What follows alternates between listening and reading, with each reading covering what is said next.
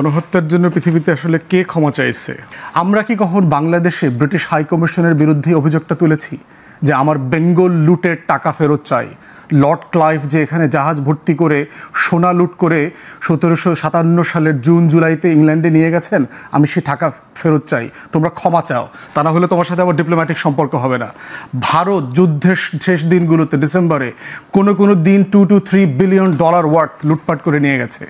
সেই ভারতের সাথে কি আমরা সম্পর্ক রাখছি না? রাখতেছি তো। তারা তো আমাদের পুরো মুক্তিযোদ্ধাদেরকে গাদ্দার বলে। তো মুক্তিযোদ্ধারা গাদ্দার, এইটা তারা বলেছে যে আমরা আর গাদ্দার বলবো না। তাদের পাঠ্যপুস্তক এইসব জায়গা থেকে তারা যেসব জায়গাতে এই রেটরিকটা তৈরি করেছে, এই যে ন্যারেটিভটা তৈরি করেছে, সেটা তারা সংশোধন করেছে এই পর্যন্ত। আমরা কি এখনো 71-কে ঘিরে ভারতের রাজনীতি করব? 24-এর গণঅভ্যুত্থান হয়ে গেছে দিল্লির আধিপত্যবাদের বিরুদ্ধে। আমরা ফ্যামিলি, আমরা পরিষ্কার মন নিয়ে আমাদের সামনে এগোনো দরকার। ইসাক দার এটি আহ্বান করেছেন।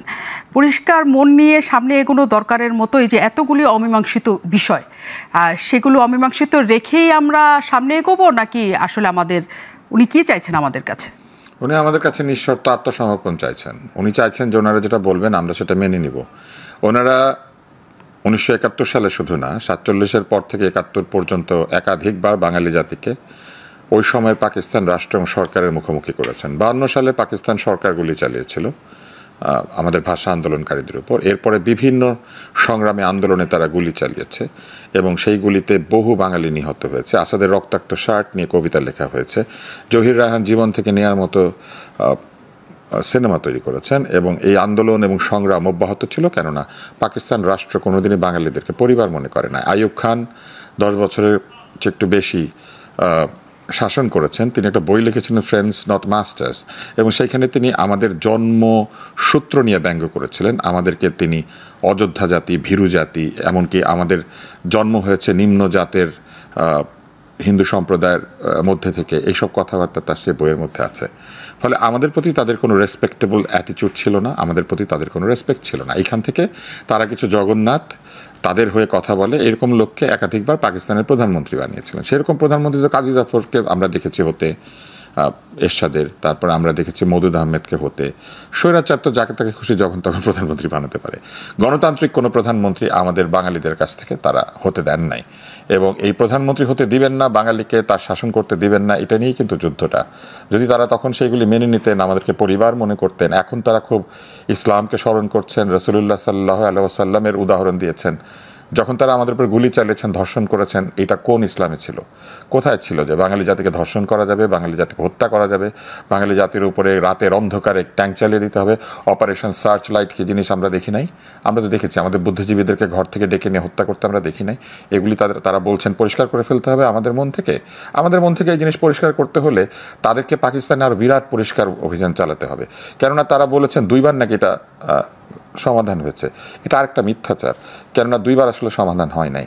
এমনকি তারা যখন সিমলা চুক্তি করেছিলেন, এটা ভারতের সাথে করেছেন, আমাদের সঙ্গে করেন নাই কিন্তু।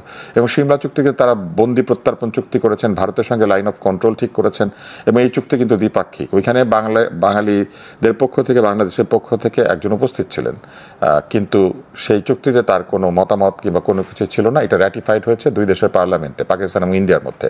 সেখানে তারা বন্দি প্রত্যার্পণ করার সময় তারা অঙ্গীকার করেছিলেন যে যুদ্ধাপরাধীদের তারা বিচার করবেন, যারা গণহত্যা করেছে তাদের বিচার হবে। তারা সেই বিচার করেন নাই। ফলে এইগুলি না করে আজকে যখন এই বাংলাদেশে আমরা বিচার সংস্কার ফ্যাসিস্ট প্রতিবাদ করছি, আমরা বলছি বিচার ছাড়া নির্বাচন না, সংস্কার ছাড়া নির্বাচন না, ওরা কেন বিচার করেন না? ওদের দেশে তাহলে নির্বাচন হয় কীভাবে? এই বিচার করে তারপরে নির্বাচন করুক, এই সংস্কার করে তারপরে নির্বাচন করুক। সাফ খালি আমরা আমাদের হৃদয় করব, তাদের যে গান্ধা হারকাত, সেই গান্ধা হারকাত তারা দূর করবে না। আমি উর্দুতে বললাম। এবার আমি আপনাকে বলি, বাংলাদেশ ছিল 56% জনসংখ্যার দেশ, 54% বৈদেশিক মুদ্রা তারা আর্ন করতো, এবং 50% অন্তত তাদের সম্পদ পাওয়ার কথা ছিল। অথচ স্বাধীনতা যুদ্ধের পরে তারা আমাদেরকে সম্পদ দেয় নাই। যারা এইখানে নিজেদেরকে পাকিস্তানি বলে ঘোষণা করেছিলেন, তারা ফিরে যেতে চেয়েছিলেন, তাদেরকে তারা ফিরে যেতে দেয় নাই। কিন্তু আমাদের পাকিস্তানের একজন প্রধানমন্ত্রী নুরুল আমিনকে তারা সেখানে রেখেছে। নিশ্চয়ই বুঝতে পারছেন যে তারা কাদেরকে আসলে পাকিস্তানি মনে করেছে। এইখানে যারা বিহারি, যারা উর্দুতে কথা বলে, তাদেরকে তারা পাকিস্তানি নেয় নাই, নিয়ে গেছে নুরুল আমিনকে। কারণ নুরুল আমিন হচ্ছে ওই যে পোষা, তো এইরকম পোষাদেরকেই তো তারা নিয়ে গিয়েছেন। আমার কাছে আরও কথাবার্তা আছে, তবে তিনি যে পরিষ্কার হতে বলেছেন, আমার মনে হয় পরিষ্কার হতে চাইলে আগে তাদেরকে পরিষ্কার করতে হবে, তওবা করতে হবে, আল্লাহর কাছে মানে করজোরে মিনতি করে তাদের গোটা জাতির জন্য তাদের মাফ চাইতে হবে, কারণ এই জাতি আমাদের উপর অত্যাচার করেছে। এই অত্যাচারের কথা হামিদুর রহমান কমিশনের মধ্যে লেখা আছে, যেখানে বলা আছে যে পাকিস্তান আর্মি হচ্ছে সেই আর্মি যারা সাকসেসফুলি তাদের নিজের জাতিকে অধিকার করতে পারে, নিজের জাতিকে দখল করতে পারে, নিজের জাতিকে হত্যা করতে পারে। এবং 12 কপি হামিদুর রহমান কমিশনের রিপোর্ট তৈরি হয়েছিল, যার মধ্যে 11টা পুড়িয়ে ফেলে ভুট্টো এটাকে বহুদিন প্রকাশ করতে দেন নাই। এটা এখন প্রকাশিত হয়েছে, কিন্তু আপনি উইকিপিডিয়াতে গেলে দেখবেন এন্ট্রি আছে 50 লাইনের, কিচ্ছু নাই ওখানে। তারা এটা উইকিপিডিয়াতে এন্ট্রি দিতে দেন না, হলেই সেখানে গিয়ে ঝামেলা তৈরি করেন। অনেক কথা আছে, কিন্তু এই ভদ্রলোক যে বললেন ইসলামের দোহাই দিলেন, কোন ইসলামে বলা আছে যে মুসলিমের উপরে গুলি চালানো যাবে? কোন ইসলামে বলা আছে মুসলিম নারীকে ধর্ষণ করা যাবে? কোন ইসলামে বলা আছে এই গুলি চালানোর পরে আরেক স্বৈরাচার পারভেজ মোশাররফ এখানে এসে হাসিতে খুশিতে বলেছেন আমাকে মাফ করে দাও? ওনারা তো পারভেজ মোশাররফে মাফ তো করেই নাই, পারভেজ মোশাররফে খেদাই দিচ্ছে ওই দেশ থেকে। তো সেই পারভেজ মোশাররফ আমাদের কাছে মাফ চাইছে। মনে করেন পতিত স্বৈরাচার গিয়ে পাকিস্তানে গিয়ে এখন বলছে যে আমি তো আসেন মিলে যাই, তো ওনারা তো শুনবে পতিত স্বৈরাচারের কথা? পারভেজ মোশাররফ তো পতিত স্বৈরাচার, তো সেই পতিত স্বৈরাচার নাকি আমাদের কাছে মাপ চাইছে। ভুট্টোকে তারা ফাঁসি দিয়েছে, ওই ফাঁসির আসামি এসে আমাদেরকে বলেছে যে তাদের দেশের আইনে ভুট্টোকে ফাঁসি দেওয়া হয়েছে, তো সেই ফাঁসি কাস্টে ঝোলা ভুট্টো নাকি আমাদের কাছে মাপ চেয়েছে। যদি মাপ চাইতেই হয় অফিসিয়ালি চাইতে হবে, পার্লামেন্টে এসে র্যাটিফাই করতে হবে এবং আইনের মধ্যে এটা আনতে হবে যে আইনগতভাবে পাকিস্তান মনে করে যে পাকিস্তান আমাদের উপরে অত্যাচার করেছে এবং সেই অত্যাচার মানবতার বিরুদ্ধে অত্যাচার। এটা না করা পর্যন্ত আসলে তারা কিভাবে বলেন ভুইল্লা যাও?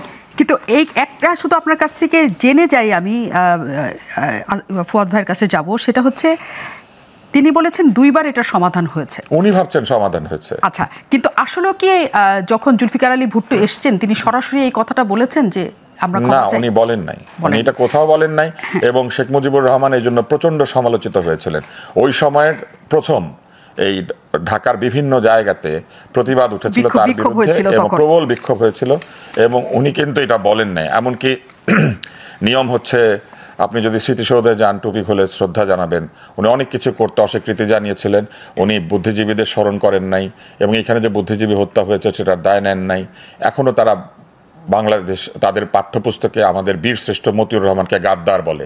মাফ চাওয়ার আগে বলো যে বীরশ্রেষ্ঠ মতিউর রহমান বাংলাদেশের একজন বীর যোদ্ধা, যে বাংলাদেশের জন্য যুদ্ধ করেছে এবং শহীদ হয়েছে। আমাদের শহীদকে তারা গাদ্দার বলবে আর আমরা তাদেরকে মাফ করে দিব? অনেক ধন্যবাদ। আসুজ্জামান ফুয়াদ, এই আলোচনাটাতে কেন আসতে চাই, কারণ এইটা আসলে 54 বছর ধরেই পাকিস্তানের সাথে সম্পর্কের ক্ষেত্রে বারবারই এটা আসছে যে গণহত্যার জন্য পাকিস্তান আসলে ক্ষমা চাইবে কিনা এবং সেটার কোনো আনুষ্ঠানিক ক্ষমা প্রার্থনা তাদের হবে কিনা। 2বার এই কথা হয়েছে, তিনি বলেছেন অমীমাংসিতর মধ্যে অন্যতম গুরুত্বপূর্ণ হচ্ছে এই গণহত্যার জন্য ক্ষমা প্রার্থনা করা। আপনার পড়াশোনা, আপনার জানাশোনার মধ্যে যেমন নূর ভাই বললেন, আব্দুল নূর তুষার ভাই, যে তিনি সরাসরি কখনো ক্ষমা চান নাই, আপনার কি মনে হয় যে এরকম কোনো ঘটনা ঘটেছে তারা কেউ ক্ষমা চেয়েছে? ধন্যবাদ। গণহত্যার জন্য পৃথিবীতে আসলে কে ক্ষমা চাইছে? ধরেন ব্রিটিশরা আমাদেরকে তো 190 বছর ঔপনিবেশিক শাসন কায়েম করেছে। এখানে কি পরিমাণ লুট তারা করেছে, কত শত কোটি মানুষকে তারা হত্যা করেছে, আহত করেছে, পঙ্গু করেছে 200 বছরে। সেই জায়গাতে দেখেন যে ইন্ডিয়ার পক্ষ থেকে কিন্তু বারবার শাশি থারুরের একটা বিশাল বই আছে এই ব্যাপারে, ইনগ্লোরিয়াস এম্পায়ার, যে ব্রিটিশদের 200 বছরের আমলনামা। কারেন্ট সময়ের অর্থনীতিবিদরা আপনার যে পরিমাণ ক্যালকুলেশন করেছে তাতে বলা হচ্ছে ব্রিটিশরা 44 trillion pound, dollar, what ever it is, ধরেন এই অ্যামাউন্টের টাকা কারেন্ট টাইমে 200 বছরে তারা লুট করেছে। এখন ব্রিটিশদের কাছে কি আমরা ক্ষমা পেয়েছি কিনা, অথবা এই আবেগ তুষার ভাই কি ব্রিটিশ হাই কমিশনারের সামনে বলেন কিনা যে আমার এই যে আজাদির লড়াইতে 200 বছর ধরে যে আমার ক্ষয়, আমার যে লুট, আমার যে লক্ষ লক্ষ আজাদির লড়াইয়ের বীর পুরুষদেরকে তো হত্যা করা হয়েছে। আজকের আপনার এই জগন্নাথ কলেজ, পুরান ঢাকার যে এই যে পার্ক, আপনি দেখেন ট্রাম্প কদিন আগে মনে আছে কিনা আপনার, সে কানাডাকে 51তম রাজ্য আকারে ইনকর্পোরেট করবার কথা ঘোষণা করেছে, কারণ তার একটা হিস্ট্রি আছে ওখানে। ওই যুদ্ধটা এখনও শেষ হয়নি মনস্তত্ত্বে। মেক্সিকান বর্ডার দেখবেন সিরিয়াস ইস্যুজ আছে আমেরিকার সাথে, মেক্সিকোর সাথে। পৃথিবীর প্রত্যেকটা বর্ডার দেখেন, ভারতের সাথে চায়না, ভারতের সাথে পাকিস্তান, নেপাল, ভুটান, সীমান্ত এমন একটা জটিল জায়গা। কোনো একটা জায়গাতে এসে আপনাকে ক্ষান্ত হইতে হবে যে আমি কি অতীতে বাস করব, প্রতিদিন কি আমি অতীতে ফিরে যাব, না এটা আমি একটা ফিউচারিস্টিক রিলেশনশিপের দিকে যাব। এটার প্র্যাগম্যাটিক জায়গাটা কোথায়? আমরা কি কখন বাংলাদেশে ব্রিটিশ হাই কমিশনের বিরুদ্ধে অভিযোগটা তুলেছি যে আমার বেঙ্গল লুটের টাকা ফেরত চাই, লর্ড ক্লাইভ যে এখানে জাহাজ ভর্তি করে সোনা লুট করে 1757 সালের জুন জুলাইতে ইংল্যান্ডে নিয়ে গেছেন, আমি সেই টাকা ফেরত চাই, তোমরা ক্ষমা চাও, তা না হলে তোমার সাথে আমার ডিপ্লোম্যাটিক সম্পর্ক হবে না। ভারত যুদ্ধের শেষ দিনগুলোতে ডিসেম্বরে কোনো দিন $2 to $3 বিলিয়ন ওয়ার্থ লুটপাট করে নিয়ে গেছে। সেই ভারতের সাথে কি আমরা সম্পর্ক রাখছি না? রাখতেছি তো। সমাধান কি এটার? মানে আপনি যদি প্রচুর এই আবেগ, আমি তুষার ভাইয়ের মুখে গত 16 বছর ভারতের বিরুদ্ধে দেখি নাই। ভারত যে দিল্লির এই আবেগ আমি ফেলানি হত্যার বিরুদ্ধে কথা বলেছি, আমি সীমান্ত হত্যাকাণ্ডের বিরুদ্ধে কথা বলেছি, আমি ভারতীয় দূতাবাস যখন এইখানে 3000 টাকায় টোকেন বিক্রি করে আমি সেটার বিরুদ্ধে কথা বলেছি। 13 বছর ভারতীয় দূতাবাস আমাকে ভিসা দেয় না। আচ্ছা, গণহত্যার জন্য আমি এটা মানবো না। হ্যাঁ, ঠিক আছে, কেউ ক্ষমা চায় নাই, আমি আসি। এখন প্রশ্ন হচ্ছে যে সেই জায়গাতে 24-এর গণ অভ্যুত্থান হয়ে গেছে দিল্লির আধিপত্যবাদের বিরুদ্ধে। অতএব সেই রাষ্ট্র বিনির্মাণে আপনার স্ট্র্যাটেজিক রিজিওনাল ফ্রেন্ডস অ্যালায়েন্স, তার মানে এই আলোচনাটা আমাদেরকে খুব সিরিয়াসলি নিষ্কণ্ঠকভাবে করতে হবে। নিশ্চয়ই এই হয়েছে গণহত্যার জন্য কেউ বিচার ক্ষমা চায় নাই। আপনি অনেকগুলি উদাহরণ দিলেন। পৃথিবীতে রেজুলেশন হয় না, কাজে এটার দিকে না তাকিয়ে সেটা ইসাক দারও বলেছেন যে হ্যাঁ, সামনের দিকে যাওয়া উচিত। আর্মেনিয়ান জেনোসাইড দেখেন, আমি আপনাকে জেনোসাইড আফটার জেনোসাইড। ধরেন জামাতে ইসলামের ক্ষমা চাওয়ার কোনো দরকার নাই, আমরা তাদের মন থেকে নিয়ে নিব, তাদের কখনো দরকার নাই। বা শেখ হাসিনা যে গণহত্যার দায়ে তিনি বিচারের মুখোমুখি হচ্ছেন, তিনি যদি ক্ষমা না চান, আমরা মন পরিষ্কার করে তাকে নিয়ে নিব, ব্যাপারটা কি তাই? ব্যাপারটা কখনোই তাই না। বাট হিস্টোরিক্যালি আপনি হলো ডোমেস্টিক সিটিজেনদের জেনোসাইড ইস্যুস এবং ইন্টার স্টেট রিলেশনশিপের জায়গার, ওটা তো আমাদের ডোমেস্টিকই ছিল। আমরা তখন পাকিস্তান, পূর্ব পাকিস্তান, আজকের আওয়ামী লীগের শুধু সিম্পলি ডোমেস্টিক, এটা পিওর ডোমেস্টিক ইস্যু। আপনি এটার সাথে তো অন্য দেশের সাথে যখন আমাদের যুদ্ধটা হয় তখন কি আমরা ডোমেস্টিক ছিলাম নাকি ছিলাম না? সরকারের দায়িত্ব। আমরা কি এখনো 71-কে ঘিরে ভারতের রাজনীতি করব, যে একটা বিভক্ত জাতিকে আমার অখণ্ড ভারতের সীমানার মধ্যে নিয়ে আসবো? কোন পলিটিক্সটা আমি করব? আমি কি আগামী দিনের একটা রাষ্ট্র হব, না আমি 71-এর রাজনীতিটা 54 বছর ধরে করব? আমি কোন পলিটিক্সটা করব? আমি যদি জানি আমি কাউকে যদি বন্ধু হিসেবে নেই, তাহলে তার সম্পর্কে কোনো খেদ আমার থাকবে না। সেই ইংল্যান্ড আর ফ্রান্স ইউরোপিয়ান ইউনিয়নে একসাথে হয়ে অন্য দেশের জন্য যুদ্ধ করে নাই? আচ্ছা, ফ্রান্স আর জার্মানি, আপনি শুধু দেখেন দ্বিতীয় বিশ্বযুদ্ধ, প্রথম বিশ্বযুদ্ধ কারা করেছে? এই একই লোকগুলো করেছে। তো শত শত কোটি লোক মারছে একজন আরেকজনকে গত কয়েক হাজার বছরে। সেই ফ্রান্স আর জার্মানিতে, ঢাকাতে একই বিল্ডিংয়ে অ্যাম্বাসিডারদের। এখন আপনি এটা কতদিন ধরে রাখবেন? এই জেদ, এই ক্ষমা, কে কাকে মেরেছে, কার সাথে কাকে হত্যা করেছে, এটা সমাধানটা আসবে কোত্থেকে? একটা জায়গাতে এই আলোচনাটা শেষ করতে হবে যে আপনি কি রাষ্ট্র বিনির্মাণ করবেন, না শুধু অতীতের রাজনীতিটা করবেন? আমরা কি অতীতে বকডাউন হয়ে যাব কিনা? পৃথিবীতে কখনো এই সীমান্ত গণহত্যার রেজুলেশন হয় নাই। আমাকে একটা এক্সাম্পল দেন, জেনোসাইডের কোনো হত্যার বিচার আরেকজন সরি বলে নাই। আর্মেনিয়ান জেনোসাইড বলেন, বসনিয়ার জেনোসাইড বলেন, একের পর এক জেনোসাইড। আমরা এই প্রশ্নটার উত্তরই তাহলে আব্দুল তুষারের কাছ থেকে নেই। এই প্রশ্নটার কোনো উত্তর আছে কিনা আপনার কাছে? কারণ আপনি আবেগতাড়িত হয়ে কখনোই ব্রিটিশ এম্বাসির কাছে যান নাই যে আমাদের উনি জানে কিভাবে আমি কোথায় কোথায় গিয়েছি, উনি জানে না। আমি টকশোতে দেখিনি না, টকশোতে বলতে হবে কেন? আপনি কাকে গিয়ে কি বলছেন সব এসে টকশোতে বলতে হবে? আমাকে প্রশ্ন করলে আমি বলতাম আমি কি কি করেছি জানে। এবং আমি আপনাকে শুধু এইটুকু বলতে পারি যে আমি কোন একটি দূতাবাসকে এমন করেছিলাম যে দূতাবাসের বাঙালি কর্মচারী বের হয়ে আমাকে পায়ে ধরে সালাম করেছিল, বলেছিল সেই দূতাবাসে বহু বছর বহু বাংলাদেশিকে আসতে দেখেছে, কিন্তু আমার মতো কাউকে দেখে নাই। যাই হোক, এটা আমি পরে বলবো। আমি যে জায়গাতে আসি সেই জায়গায় আসি। শোনেন, জিন্নার কোনো দোষ নাই, কারণ জিন্না এটা ফেরত চায় নাই। দেশ বানালো জিন্না, নেহরু আর গান্ধী, পাকিস্তান আর ভারত। ব্রিটিশ শাসন করেছে পাকিস্তান আর ভারতকে, বাংলাদেশ তো পাকিস্তানকে পরাস্ত করে বাংলাদেশ হয়েছে, কিন্তু জিন্না আর গান্ধী চায় নাই কিন্তু ব্রিটিশদের কাছে এটা ফেরত। তো এটা তো দোষ আসলে জিন্না আর গান্ধীর, কিন্তু সেই জিন্নাকে আবার ভালো মনে করে লোকজন আজকাল। এইখানে তার জন্মদিন পালন করে, জিন্না সাহেবকে বেশ সম্মান করে। আমি কিন্তু অসম্মানের পক্ষপাতী না। সকল নেতাকে সম্মান করতে হবে, যার যতটুকু অবদান আছে সেটা স্বীকৃতি দিতে হবে, যার যতটুকু সমালোচনা আছে সেটা করতে হবে। আজকে তিনি যে কথাটি বলেছেন, এই কথাটি হচ্ছে একেবারে অস্বীকার করা। তিনি তো বলতে পারতেন যে আমরা ভুল করেছি, আমাদের ভুল হয়েছে। উনি বলছেন এটা মিটে গেছে। এই সিদ্ধান্ত উনি একাকীভাবে নিলেন। $4.52 বিলিয়ন তাদের কাছে আমাদের পাওনা ছিল, সেই টাকাটা ওনারা দেন নাই। উল্টা তারা এখানে এসে বলেছেন আমাদের $21 মিলিয়ন আছে, তোমাদেরকে লোন দিয়েছিলাম, এটা ফেরত দাও। $21 মিলিয়ন আর আমাদের $4.52 বিলিয়ন, কোনটার দাম বেশি কোনটার কম? 21 মিলিয়ন কাইটা রেখে বাকিটা দিয়ে দিক। এগুলো বললে তো হবে না। আমরা অবশ্যই সামনের দিকে এগিয়ে যেতে চাই। আমি কি একবারে বলেছি যে পাকিস্তানের সঙ্গে আমাদের মেলামেশা ঠিক হচ্ছে না, পাকিস্তানের সঙ্গে বৈঠক করা ঠিক হচ্ছে না? কিন্তু পাকিস্তানের সঙ্গে বৈঠকে আমাদের গ্রিভেন্সেস আমাদেরকে বলতে হবে না? তারা আমাদের প্রতি যে অপরাধ করেছে সেটা আমরা বলবো না? জিন্না বলেন নাই, গান্ধী বলেন নাই, নেহরু বলেন নাই, গণহত্যায় কেউ মাফ চায় নাই, সেজন্য ভবিষ্যতে কেউ মাফ চাবে না। তো গণহত্যায় বহু জায়গাতে বিচার হয়েছে, আসেন আমরা তাহলে মরণোত্তর বিচার করি এদেরকে। সেটাতে রাজি হবেন তারা? সেটাও তো রাজি হবেন না। এবং এই বিচারের জন্য তারা কথা দিয়েছিলেন সিমলা চুক্তিতে। তারা কিন্তু বাংলাদেশকে স্বীকৃতি দেন নাই সিমলা চুক্তিতে। তারা ওইখানে ভারতের সঙ্গে যুদ্ধ করেছেন। তারা ওইখানে স্বীকারই করেন নাই যে একটা বাংলাদেশ নামে নতুন রাষ্ট্র হয়েছে। তারা মুক্তিযোদ্ধাদের সঙ্গে যুদ্ধ করেছেন। তারা বলেছেন এটা পাক ভারত যুদ্ধ। তো এটা নিয়ে আমরা প্রতিবাদ করি নাই, আমরা বলি নাই যে এটা পাক ভারত যুদ্ধ না, এটা বাংলাদেশ। এখানে আসাদুজ্জামান ফুয়াদ একটা কথা বলেছেন যে সবকিছু পিটপাট করে ব্যক্তিগত ক্ষেত্রে হয়তো বন্ধুত্ব হয়, কিন্তু রাজনৈতিক বা কূটনৈতিক ক্ষেত্রে সব এগোতে হবে তা তো না। একটা রাষ্ট্রের রিকনসিলিয়েশন কমিশন একটা করেছিল, তারা একটা ট্রুথ কমিশন করেছিল। তারা কোন রকম এটাকে স্বীকার করেছে যে তারা এখানে গণহত্যা চালিয়েছে। নিজেদের দেশের ইতিহাসে কোথাও লেখা আছে তারা এখানে গণহত্যা করেছে? মুখে মুখে বললো আর হয়ে গেল?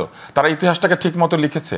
তাদের তো এই জন্য ক্ষমা চাওয়া উচিত যে তারা ফ্লাইট লেফটেন্যান্ট মতিউর রহমান সহ সকল বীরশ্রেষ্ঠকে গাদ্দার বলে। তারা তো আমাদের সেক্টর কমান্ডারদেরকে গাদ্দার বলে। তারা তো আমাদের পুরো মুক্তিযোদ্ধাদেরকে গাদ্দার বলে। তো মুক্তিযোদ্ধারা গাদ্দার?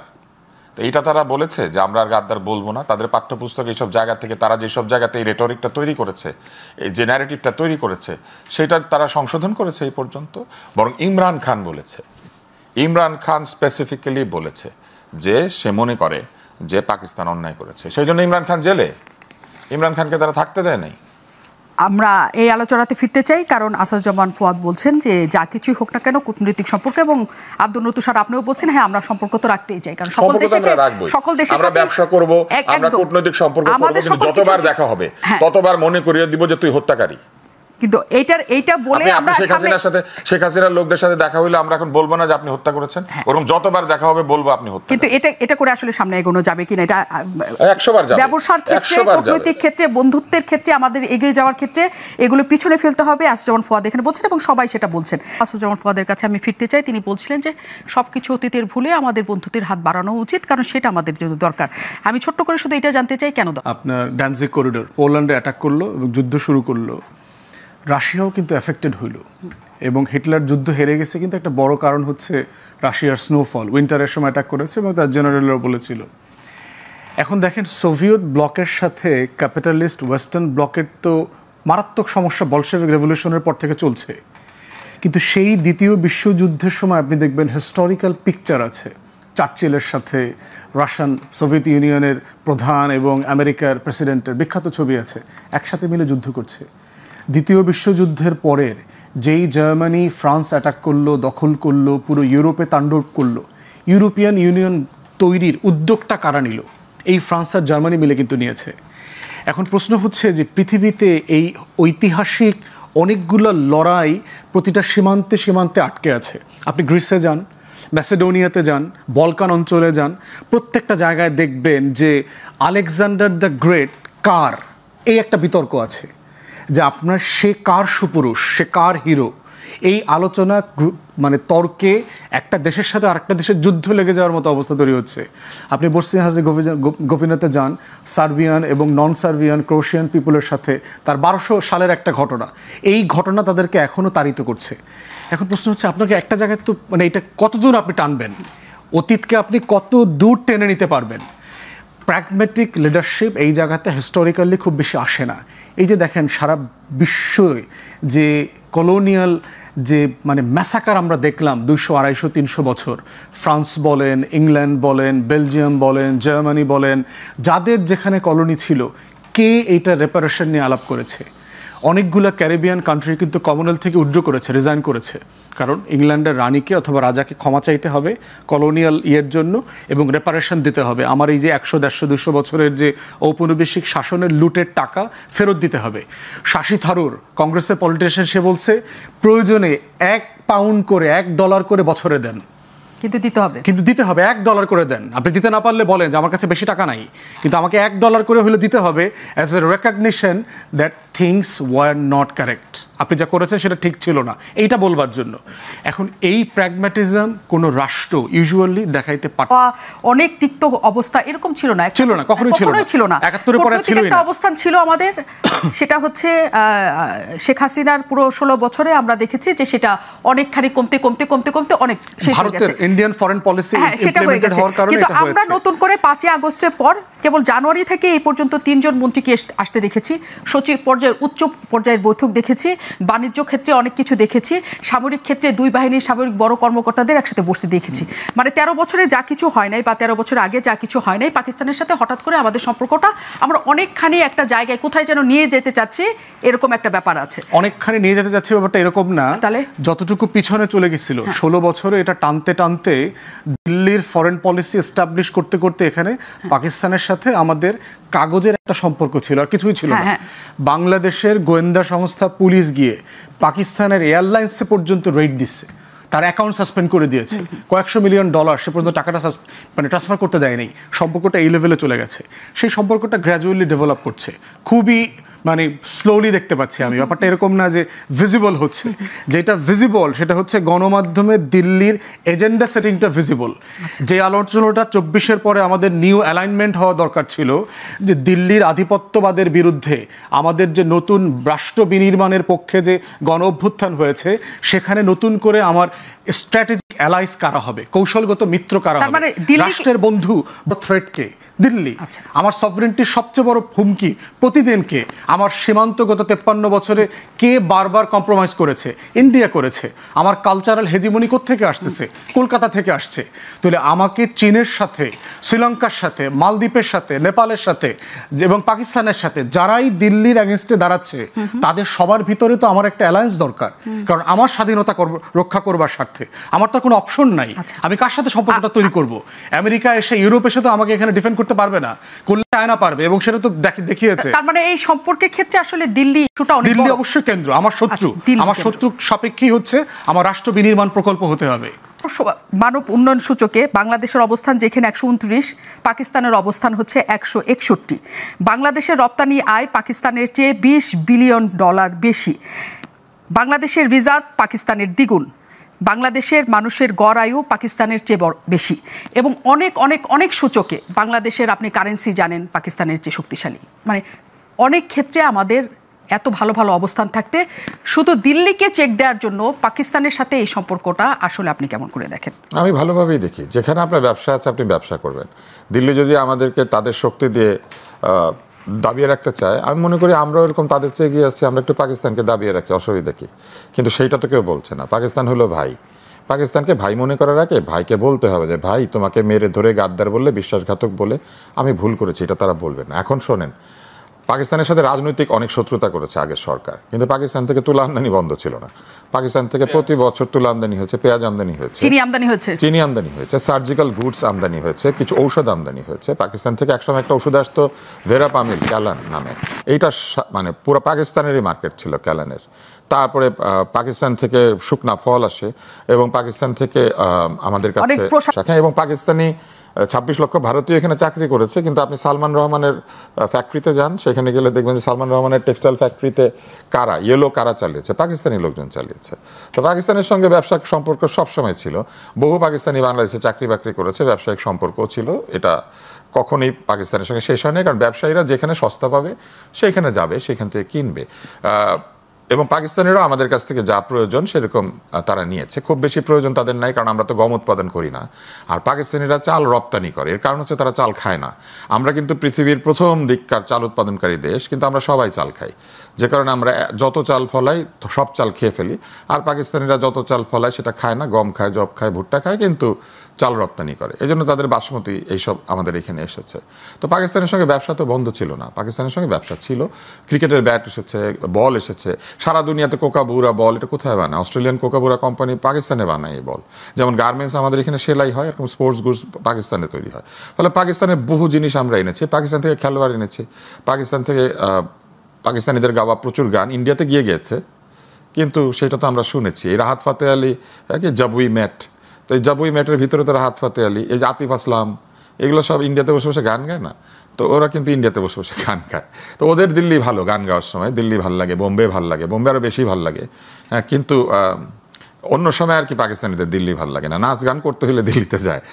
এই সবই হচ্ছে friendship of advantage and benefit. কূটনীতিতে আমরা বেনিফিট নিব, ব্যবসাতে আমরা বেনিফিট নিব, কিন্তু নৈতিকতার জায়গায়, রাজনীতির জায়গায় আমরা তো সবসময় দাবি করব যে ইউ হ্যাভ টু সেই সরি। ওই দাবি তো আমরা ছেড়ে দিব না। আমি তাইওয়ানের স্বাধীনতার দাবি চায়না মেনে নিয়েছে, তাইওয়ানের সাথে চায়না ব্যবসা করে না, পুরা ব্যবসা করে। হংকং যখন আলাদা ছিল তখন হংকংয়ের সাথে চায়না ব্যবসা করে নাই, ব্রিটিশ প্রোটেক্টরেট করেছে। তাইলে এইটা ব্যবসার অজুহাত দিয়ে এই রাজনৈতিক প্রশ্নটাকে এড়িয়ে যাওয়া হচ্ছে আরেকটা ডাইভার্সন ক্রিয়েট করা। এবং আমি তো বারবারই বলছি যে তারা তাদের ঐতিহাসিকভাবে তাদের বাচ্চাদেরকে শেখায় যে আমাদের সেনাবাহিনীর বীরশ্রেষ্ঠরা গাদ্দার। আপনি বীরশ্রেষ্ঠকে যারা গাদ্দার বলে আপনি মেনে নেবেন, আপনি মনে করেন দিল্লির শত্রু। কিন্তু মজার ব্যাপার আছে, আপনি তো আদানির টাকা দেওয়া বন্ধ করেন নাই, আদানিকে তো ঠিক মতো টাকা দিচ্ছেন।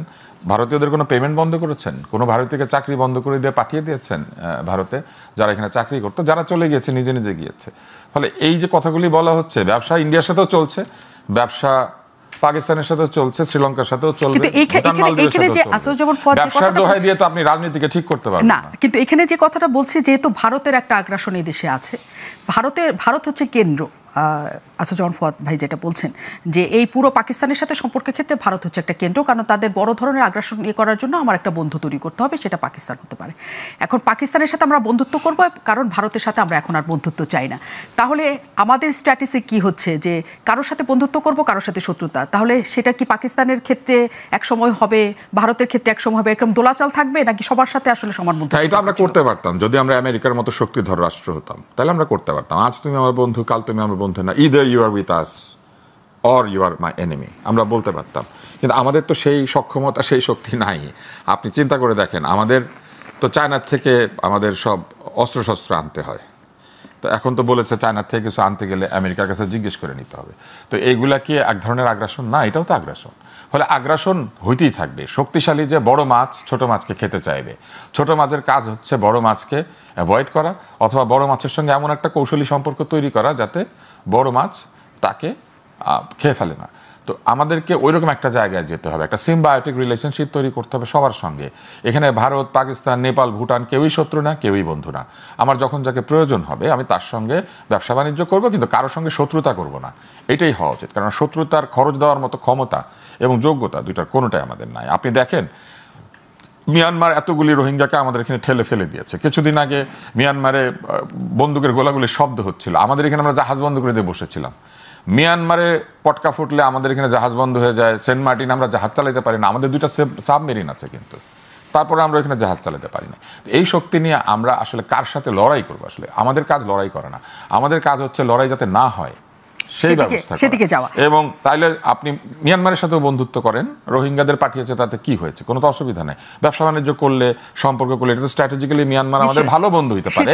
চায়নার সাথে করেন, অন্য যারা আছে তাদের সাথেও করেন, সবার সাথে বন্ধুত্ব করেন। হচ্ছে সবচেয়ে ওয়ার্স্ট মেইনটেইনড কতগুলা যে মানে এয়ারলাইন্স আছে তার মধ্যে একটা। সো ওইটা তো এমনিতেও মাঝে মাঝে ইঞ্জিনিয়ারদের পরীক্ষা করা উচিত ছিল, পুলিশ টুলিশ না পাঠালেও প্লেনগুলো আসলে ভালো করে ইঞ্জিনিয়ারদের পরীক্ষা করানো উচিত। One of the worst airlines in পৃথিবী। আপনি সার্চ দেন, দেখেন 10টা খারাপ এয়ারলাইন্স আসে কিন্তু আমাদের এরকম নজির অনেক আছে, এয়ারক্রাফটের ক্ষেত্রে অনেক নজির আছে। আমাদের প্রায় সময় ধূসর ধূসর মরে যাচ্ছে, এমন কথা আমরা নিজে চোখেই দেখতে পাই। কিন্তু তারপরও প্রসঙ্গ হচ্ছে, আপনি যেহেতু মিয়ানমারের কথা বলছেন, রোহিঙ্গারা এখানে 17-18 লাখের মধ্যে হয়ে গেছে।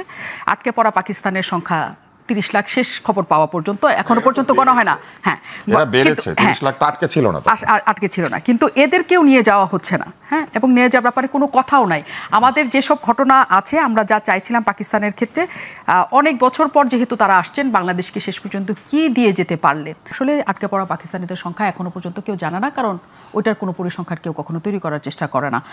আমরা যখন দেখি যে কোনো একটা সরকারের একদম উঁচু পর্যায় থেকে যারা আসে, তখন যে দেশ তারা সফরে আসেন সেই দেশে তারা কিছু দেওয়ার চেষ্টা করেন, এই ছোটোখাটো একটা চুক্তি, এগুলো ছাড়া না।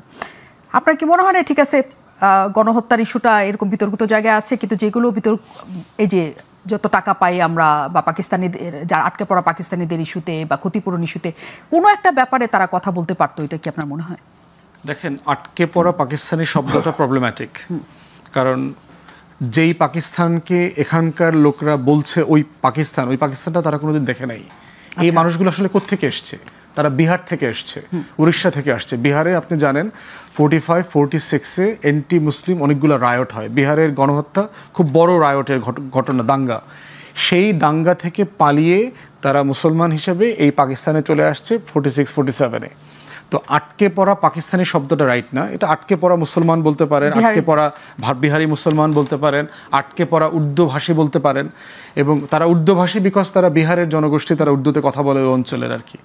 প্রশ্ন হচ্ছে যে বাংলাদেশে কিন্তু সুপ্রিম কোর্টের একটা রায় আছে 2007-8 দিকে, যে যাদের জন্ম এই কমিউনিটিতে বাংলাদেশে হয়েছে, বাংলাদেশ আমলে হয়েছে, তারা সবাই জন্মসূত্রে বাংলাদেশি বলে বিবেচিত হবেন এবং তাদেরকে পাসপোর্ট দেওয়ার জন্য অর্ডার করে দেওয়া হয়েছে।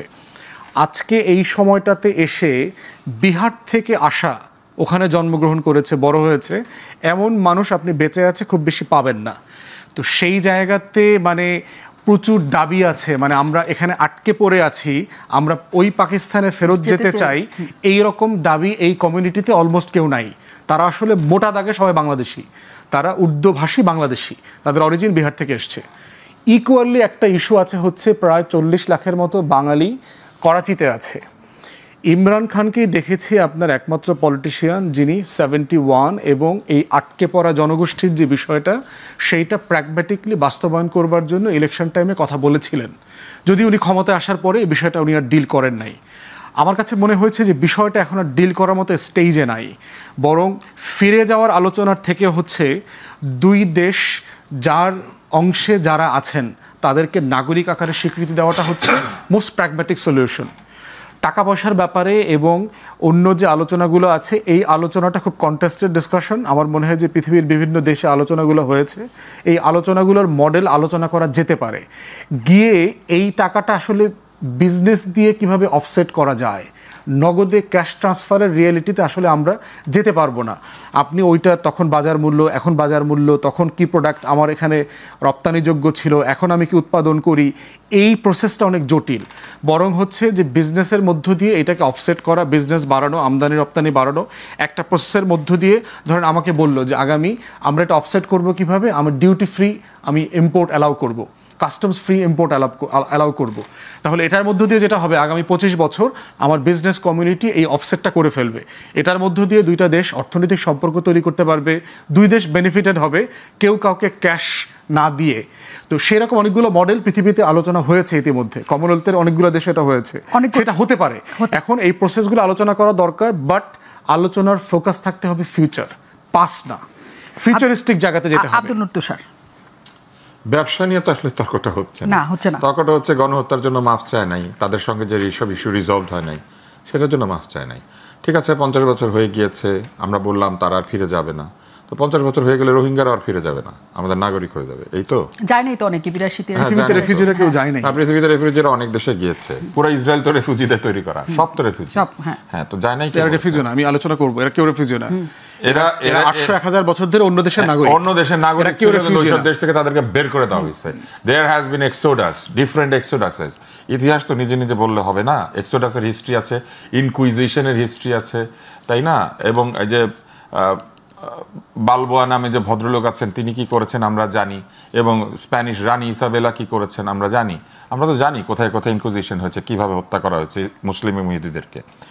আর্জেন্টিনা মাফ চেয়েছে টোবা এবং মকুইদের কাছে, অস্ট্রেলিয়া মাফ চেয়েছে অ্যাবরিজিনিদের কাছে, বেলজিয়াম মাফ চেয়েছে বেলজিয়ান কঙ্গোর কাছে কলোনিয়াল অ্যাবিউজ অ্যান্ড জেনোসাইড, এটার জন্য। ক্যানাডা চেয়েছে তাদের যে অরিজিনাল নেশন অর্থাৎ ইন্ডিয়ান যাদেরকে বলে তাদের কাছে। ক্যানাডা আবার ইনুইটদের কাছে আলাদা করে মাফ চেয়েছে। ক্যালিফোর্নিয়া স্টেট হিসেবে ইন্ডিজিনাস পিপলের কাছে আলাদা করে মাফ চেয়েছে। ক্যাটালোনিয়া মাফ চেয়েছে, চিলি মাফ চেয়েছে মাপুচেদের কাছে, জার্মানি তানজানিয়ার কাছে মাফ চেয়েছে কলোনিয়াল কিলিংয়ের জন্য, জার্মানি হেরেরো এবং নামাদের কাছে মাফ চেয়েছে, মেক্সিকো মায়াদের কাছে মাফ চেয়েছে 1000 বছর পরে এসে, মেক্সিকো ইয়াকিদের কাছে মাফ চেয়েছে, নেদারল্যান্ড সুরিনামের বিরুদ্ধে মাফ চেয়েছে, নেদারল্যান্ড ইন্দোনেশিয়ার কাছে মাফ চেয়েছে 2 বার। একটা হচ্ছে রাওয়াগেডে ম্যাসাকারের জন্য, আর একটা হচ্ছে এক্সেসিভ ভায়োলেন্স করেছে তারা 45 থেকে 49 পর্যন্ত। নিউজিল্যান্ড মাফ চেয়েছে ময়ূরীদের কাছে, নরওয়ে মাফ চেয়েছে সামিদের কাছে, এল সালভাডোর মাফ চেয়েছে তাদের অ্যাবরিজিনিদের কাছে, ইউনাইটেড কিংডম তাইনুইদের কাছে মাফ চেয়েছে, ইউনাইটেড স্টেটস গুয়াতেমালার কাছে মাফ চেয়েছে, ইউনাইটেড স্টেটস তাদের নেটিভ হাওয়াইয়ানদের কাছে মাফ চেয়েছে, কারণ বাচ্চাদেরকে ধরে ধরে তারা জাপানি মনে করে স্কুলে নিয়ে গেছে, বাপ মার কাছ থেকে আলাদা করেছে। ইউনাইটেড স্টেটস আবারও রেড ইন্ডিয়ান বলে যাদেরকে, সেই ইন্ডিয়ানদের কাছে মাফ চেয়েছে। এবং ইউনাইটেড স্টেটস আবারও আমেরিকান ইন্ডিয়ান বোর্ডিং স্কুলগুলিকে যে তারা বানিয়েছিল, যেখানে তাদেরকে জোর করে বাচ্চাদেরকে কেড়ে এনে ভদ্র বানানোর জন্য দিত, তাদের কাছে। আপনি অস্ট্রেলিয়ার ছবিটা নিশ্চয়ই দেখেছেন, নিকোল কিডম্যানের ছবি। এই ছবিটা অসাধারণ, এত সুন্দর। সেই ছবির মধ্যে কিন্তু আছে যে কিভাবে অস্ট্রেলিয়ানরা নির্যাতন করেছে দ্বিতীয় বিশ্বযুদ্ধের সময়ও এই অ্যাবরিজিনিদের উপরে। খালি তো ওই ছবিটার মধ্যে নিকোল কিডম্যান আর হিউ জ্যাকম্যানের নাচ দেখলে হবে না, তাই না? অন্য জিনিসও দেখতে হবে। মানুষ শিখতে চাইলে বহুত জায়গার থেকে ইতিহাস শিখতে পারে। জীবন থেকে নেয়া দেখলেও ইতিহাস শেখা যায়, গান্ধী ছবিটা দেখলেও ইতিহাস শেখা যায়, কি বলে ফ্রিডম অ্যাট মিডনাইট দেখলেও শেখা যায়, প্যাসেজ টু ইন্ডিয়া দেখলেও শেখা যায়, তাই না? কিন্তু মুশকিল হইল পাকিস্তান এগুলো দেখে বলে আমার মনে হয় না। পাকিস্তান যদি দেখতো তাহলে এতদিনে বহু আগে এইসব ধর্মের দোহাই, ভাই ভাইয়ের দোহাই না দিয়ে জাস্ট সিম্পলি বলতো যে আমরা দুঃখিত, আমরা অন্যায় করেছি। অন্যায় তো স্বীকার করে না, এইটা তাদেরকে স্বীকার করতে হবে। আজ হোক, কাল হোক, 500 বছর পরে হোক। এই যে 1000 বছর পরে এসে চায়নাই মাফ, এখানে আমি যে লিস্ট দিলাম ওরকম চাইতে হবে। আমরা থাকবো না হয়তো, এই সব কিছু হয়তো থাকবে না, কিন্তু অপরাধীকে এটা চাইতে হবে মাফ। নির্বাচনে জয়লাভ করতে হবে অথবা রুইন্ড হয়ে যেতে হবে যে কোনোভাবে। এই জন্য তারা আসলে এই যে ডক্টর মোহাম্মদ ইউনূসকে খেপাতে চাচ্ছে না, ছাত্রদেরকে খেপাতে চাচ্ছে না। আবার যেহেতু ক্যান্টনমেন্টের সঙ্গে, সেনাপ্রধানের সঙ্গে, ডক্টর মোহাম্মদ ইউনূসের সঙ্গে জামাতের আমিরের একটা সম্পর্ক আছে, এটা তো ওপেন সিক্রেট, সবাই জানে। তো সেক্ষেত্রে জামাতের সঙ্গে এই মুহূর্তে আসলে কনফ্রন্টেশনে তারা আসতে চাচ্ছে না। অনেক জায়গাতে শিবির আধিপত্য দেখাচ্ছে, চট্টগ্রামে দেখাচ্ছে, রাজশাহীতে দেখাচ্ছে, ঢাকাতে দেখাচ্ছে, ঢাকা বিশ্ববিদ্যালয়ে দেখাচ্ছে। সেখানে যদি আসলে ছাত্রদল বা যুবদল তারা যদি শক্তি প্রয়োগ করতে চায়, তাহলে সেখানে কী ধরনের পরিবেশ পরিস্থিতি হবে এটা বলা যায় না। তো সেটা আসলে বিএনপি ঝুঁকিটা নিতে চাচ্ছে না। এর কারণ হলো বিএনপি ভয় পাচ্ছে যে যেহেতু তাদের জীবনের সবচেয়ে প্রথম দুর্ভোগ, দুর্দশা তাদেরকে শেষ করে দিয়েছে 1-11। তো কাজেই 1-11-র আতঙ্ক তাদেরকে সবসময় তাড়া করছে। আপনি এখানে বলছেন যে একই সাথে তারা ছাত্রদের, সরকারকে, জামাতকে ভয় পাচ্ছে। বিএনপি একটা রাজনৈতিক দল, এদেশে মানে পালাক্রমে তারা শাসন করেছে, 3 বারের প্রধানমন্ত্রী হয়েছেন বেগম খালেদা জিয়া, এবং তাদের বিরাট রাজনৈতিক দল। তারা কি এত দুর্বল হয়ে গেছে যে সবাইকে তাদের ভয় পেয়ে চলতে হচ্ছে? আপনি কথাটা উল্টাই দেন না কেন? আওয়ামী লীগ একটা বড় রাজনৈতিক দল, 35% ব্রুট মেজরিটি, 15 বছর একচেটিয়া ক্ষমতা ভোগ করেছে। তারা টোটাল জিডিপির 60% তাদের হাতে ছিল, ব্যবসা বাণিজ্য সমস্ত কিছু। কিন্তু যখন রাষ্ট্র ক্ষমতা চলে গেছে, তারা তো 1 ঘন্টা তো দূরের কথা, 30 মিনিটও তো দাঁড়িয়ে থাকতে পারেনি, সব পালিয়ে গেছে। এবং শুধু তাই নয়, এখন যারা পালিয়ে গেছে, আপনি যে কোনো জনের নাম বলেন, আমি কাউকে ছোটো করতে চাই না, তাদেরকে যদি খুব অনুনয় বিনয় করেন যে ঠিক আছে, আপনি তো অনেক দিন যাবত আওয়ামী লীগের সেক্রেটারি হতে চাচ্ছিলেন, শেখ হাসিনা আপনাকে আওয়ামী লীগের সেক্রেটারি বানাতে চাচ্ছেন, ডক্টর মোহাম্মদ ইউনূস আপনাকে নিজে উনি ওই আওয়ামী লীগের অফিসে বসায় দিয়ে আসবেন, আর আগামী মানে দেখা গেল যে 1 সপ্তাহ ওখানে পুলিশ, মিলিটারির সর্বোচ্চ সিকিউরিটি থাকবে, আপনি শুধু অফিসটা একটু পাহারা দেবেন। আপনি দেখুন তো কাউকে আনতে পারেন কিনা? তারা বলবে মরে যাব, এর চেয়ে আল্লাহ তুমি আমাকে উঠাই নাও এখান থেকে, আমি মরে যাব, কিন্তু আমি এই বাংলাদেশে আওয়ামী লীগ অফিসে যেতে পারবো না। তা এই যদি হয়, মূল ব্যাপার হলো ভয় একটা ভাইরাসের মতো, আর সাহসও একটা ভাইরাসের মতো। যখন রাষ্ট্র ক্ষমতা মানুষ থাকে তখন খুব হম্বিতম্বি করে। এই যে আপনি দেখুন গত 1 বছর ধরে যে সমস্ত মানুষ খুব সাহস দেখাচ্ছেন, এটা করব, এটা করব, হ্যাং করেঙ্গা, ত্যাং করেঙ্গা, লাঠিকে আন্দার, মুগুর ভরেঙ্গা, এই সমস্ত বড় বড় কথা বলছে। অথচ দেখেন এরা, দেখা গেল যে পুলিশে যদি কেউ একটা বাঁশিতে ফু দিত, তাহলে দেখা গেল চিত হয়ে পড়ে যেত। বক্তব্য দিতেছে, বারবার শুধু এদিকে তাকাচ্ছে, ওদিকে তাকাচ্ছে, কখন পুলিশ আসে। কিংবা দেখা গেল যে পুলিশ খেলে বলছে ধর, এরপরে সে অন্তত 1 ঘন্টা দৌড়াইছে, দৌড়ানোর পরে পিছনে তাকায় দেখে যে আসলে মানে সে কোত্থেকে শুনলো। এরপরে যে কয়জন দৌড়াইতেছিল, এই ধর, এই কথা কে বললো রে? তো বললো যে দৌড়াইতেছে, আমি বলছি লিডার, আমি বলছি, এই তোর কথা শুনে এতক্ষণ দৌড়ালাম। এরকম ঘটনা বহুবার ঘটেছে। মানে মনে করেছে পুলিশে ধরেছে, কিন্তু আর একজন নিজেদের মধ্যে করে তারা 1-1.5 ঘন্টা দেখা গেল গুলিস্তানতে দৌড়ে সায়দাবাদ পর্যন্ত পৌঁছে গিয়া তারপর বলে যে কথাটা কে বললো? বলে যে লিডার, বলছিলাম তো আমি, এই কথা আমি বলছি। এই জন্য 2 জন দৌড়াইছে। তো এইরকম যারা ভীত সন্ত্রস্ত ছিলেন, যারা পালিয়ে বেড়াতেন, এবং যাদের সবারই হার্টের ব্যায়াম হয়ে গেছে, হার্টে 10-12টা ব্লক, এমনি তো ব্লক হয় না, তো হার্টে ব্লক হয়েছে, ক্যান্সার হয়েছে, ব্রঙ্কাইটিস হয়েছে, নিউমোনিয়া হয়েছে, এখন অল অন এ সাডেন এই গত 1 বছরে তাদের ভাবসাব দেখে মনে হয় যেন তারা দ্বিতীয় আলেকজান্ডার, তারা দ্বিতীয় জুলিয়াস সিজার বা নেপোলিয়ন বোনাপার্ট। এত সাহস তাদের কোথায় ছিল, শক্তি তাদের কোথায় ছিল?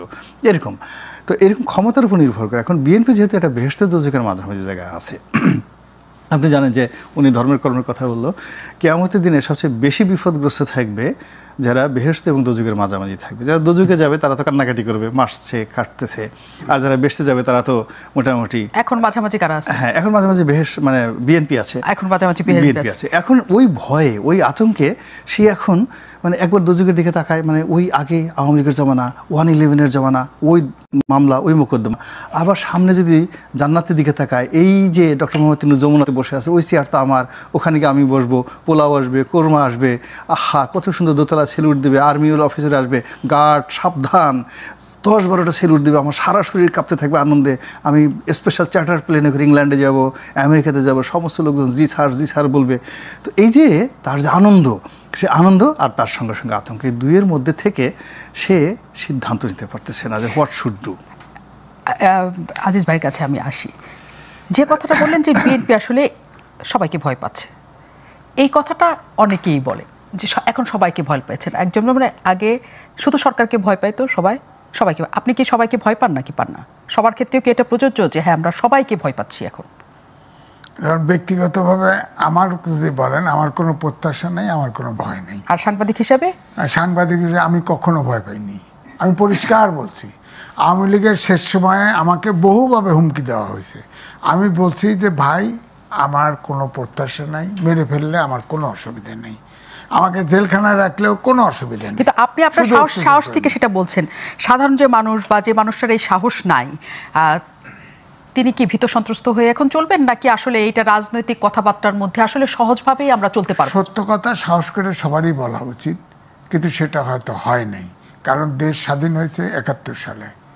এরপরে যে জাতিকে সাহসী হিসেবে গড়ে তোলা, এইটা হয় নাই। এবং আপনি দেখেন এখনও আমি বলবো যে ক্রিকেট খেলা দেন বাংলাদেশ আর ভারতের সমর্থক পাবেন বাংলাদেশে, দুর্ভাগ্য জাতি। পাকিস্তানের সাথে খেলা দেন, পাকিস্তানের সমর্থক পাবেন, এরকম জাতি খুব কম পাবেন। সুতরাং এই জাতি তো আমরা গঠনই করতে পারি নাই। আর যেটা বিএনপির ভয় পাওয়ার কথা বলতেছেন, দেখেন এটা ঠিক, বিএনপি ট্রমার মধ্যে থাকার কথা। কারণ আওয়ামী লীগের দুঃশাসন, 111-এ যে -2 ফর্মুলা করে তারপরে বেগম খালেদা যেভাবে নিগৃহীত করলো, তারেক রহমানকে যেভাবে মাজা ভেঙে ফেললো, এগুলো একটা ট্রমার মধ্যে তো আছে। কিন্তু এখন যে জায়গা, এটা বিএনপি উটকো ঝামেলার মধ্যে পড়ছে। এই ট্রমা থেকে কি নেতাদের মধ্যে সেটা ছড়িয়ে গেছে? এই কারণেই কি তারা একটু এই সরকার বিরোধী একটু না অনেকখানি বলে, যাতে তাদের মনে হয় তারা নেতাদের মধ্যে না, আমি বলবো যে হয়তো উপরের নেতাদের মধ্যে চিন্তাটা এইটাই কাজ করে যে উটকো ঝামেলায় পড়ছে। অর্থাৎ এখন আওয়ামী লীগ পালায় যাওয়ার পরে এখন বিএনপি বড় দল, ইলেকশন হলে বিএনপি ক্ষমতায় যাবে। সুতরাং এই ইলেকশনটা যেতে দিচ্ছে না উটকো ঝামেলা। ছোট ছোট দল ওয়েস্টমিনিস্টার সিস্টেমে গেলে সবার অনেকের জামানত, যেমন এনসিপি বললো না অনেক কিছু। আমি বলবো না, আওয়ামী লীগের আমি নির্বাচন করেছে না, সেখানে 3টা কিংস পার্টি করেছে, একটা প্রার্থীর জামানত থাকে নাই। এনসিপিকে নির্বাচনে পাঠান, একটারও জামানত থাকবে না। জামাতে ইসলাম একবার নিরপেক্ষ নির্বাচন করছে, 1টা সিট পাইছে, আর একবার করছে 3টা সিট পাইছে। আর সবসময় বিএনপির ঘাড়ে চড়ে বেশি বেশি সিট পাইছে, মন্ত্রীও হয়েছে। হ্যাঁ, তো সুতরাং এই যে ইসলামিক আন্দোলন খেলে ভালো গোল করতে পারে না। দেখলেন না 18 সালে সব নির্বাচনে অংশগ্রহণ করেছে, একটা পোস্টার ছেড়ে গেছে তার। হ্যাঁ, তারাও তো ফেসিবাদের দোষর। এই নির্বাচনটা করার সুযোগ করে দিছে জাতীয় পার্টি এবং ইসলামিক আন্দোলন বাংলাদেশ। 18 সালে নির্বাচনে একটা বড় সিট পাবে তো, এই কারণে তারা আনুপাতিক নির্বাচনে গেছে। আবার দেখেন কেমন ডাবল স্ট্যান্ডার্ড, জামাত ইসলাম কিন্তু 300 সিটে নমিনেশন দিয়ে ফেলছে, অর্থাৎ ওইদিকে দিয়ে রাখছে, আবার এদিকে আনুপাতিকও চায়। আবার খেয়াল করেন সবচেয়ে বড় কথা, এটা জেনারেট করছে কোত্থেকে? জামাতের আমিরের সিট সিলেটে, জামাতের সেক্রেটারি জেনারেল সিট খুলনায়, ওরা পাশ করবে না। ওয়েস্টমিনিস্টার সিস্টেমের নির্বাচন হলে এই দুজন ফেল, আমি গ্যারান্টি দিচ্ছি ফেল। সুতরাং এই জন্য আনুপাতিকে গেলে নাম্বার 1 নম্বর 2 নম্বরের নাম লিখবে যে আনুপাতিক নির্বাচনে ছোট পার্টিটাও সংসদে যায়। আরে যার পার্টি নেই সংসদে যাওয়ার শখ কিসের? তাহলে সংসদে নেওয়ার শখ কিসের? আমার ফ্যামিলিতে আমার 72 জন সদস্য, তার ভোটার 45 জন আছে নাকি? পার্টি একটা কয়টা পার্টি আছে? 45 জনের পার্টি কয়জনের আছে? ওই যে 11 দল আছে না, এখনো 11 দল আছে না, ওটা বিএনপির সাথেই আছে। আরে 11 দল প্রেস ক্লাবের সামনে মিটিং ডাকছে, দেখি যে 12 জন খাড়া আছে, সামনে 9 জন মিটিং। রাজনৈতিক দল এখন এখানে ক্ষমতায় নিতে হবে নাকি? ক্ষমতায় নিতে হবে। এখন ক্ষমতায় যদি নেন, যদি আনুপাতিক নির্বাচনে যান, কারে ভোট, তার প্রতিনিধি কোথায়? আপনি ধরেন ওই একটা পার্টি 2% ভোট পাইল, 2% ভোট পায় সে সংসদ, ওটারে 120 দিন পরে ওটাকেই আবার সংসদ করা হবে। খেয়াল করেন, আবার বলতেছে জামাত ইসলাম বলতেছে, শিক্ষিত লোক কিন্তু, আমি ডাক্তার, MBBS ডাক্তার, আর সেক্রেটারি জেনারেল সে কিন্তু পলিটিক্যাল সায়েন্সে ফার্স্ট ক্লাস হওয়া, ঢাকা ইউনিভার্সিটি, মাইন্ডেড, শিক্ষিত লোক, অশিক্ষিতর মতো কথা বলে। দেখেন, সে বলতেছে প্রেসিডেন্টের অর্ডিন্যান্স দিয়া এটাকে বাস্তবায়ন করে আমরা যাব, ইলেকশনে যাব। সংবিধানের সাথে সাংঘর্ষিক একটি ওয়ার্ডও প্রেসিডেন্ট অর্ডিন্যান্সও জারি করতে পারবে না। তো তার কী কামনা করবে? কারণ তিনি বলেছেন জুলাই সনদকে যদি আইনি ভিত্তি না দেওয়া হয় তারা সেটাতে যাবে না, এবং একই সাথে তারা গণপরিষদ ভোটও চেয়েছেন।